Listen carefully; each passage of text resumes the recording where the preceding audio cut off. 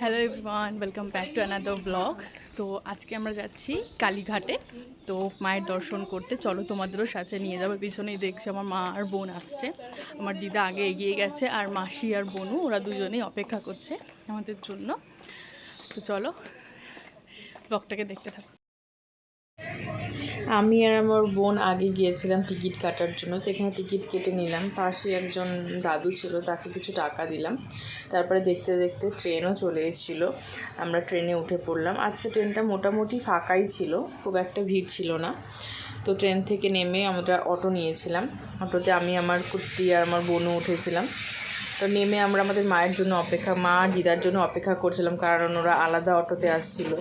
এবার আমাদের জন্য কিছুক্ষণ ওয়েট করলাম, দেখতে পাচ্ছিলাম না ওরা কোন অটোতে আসছে। তারপর অনেকক্ষণ ওয়েট করার পর তারা এসে পৌঁছালো। চলো এবার যাই মন্দিরে। এই যে দেখছো, মন্দিরে আমাদের পুজো দেওয়া হয়ে গেছে। পুজো দেওয়ার পর আমি বাইরেটা এসে আবার একটু ঠাকুরকে নমস্কার করছি। আজকে খুব ভালো মতো আমরা দর্শন করেছি। আজকে শনিবার ছিল, আমরা শনিবার পুজো দিতে গিয়েছিলাম।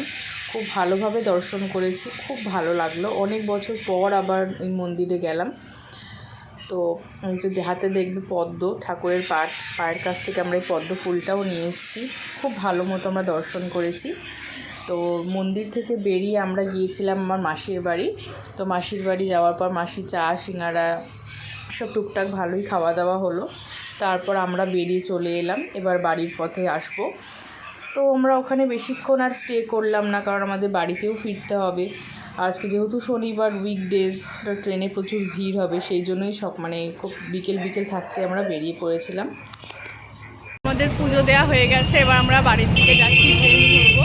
তো আজকে ব্লগটা এখানেই শেষ করছি। তোমাদের যদি ভিডিওটা ভালো লেগে থাকে তোমরা লাইক করো, কমেন্ট করো, আর ভিডিওটাকে শেয়ার করো, আর অবশ্যই চ্যানেলটাকে সাবস্ক্রাইব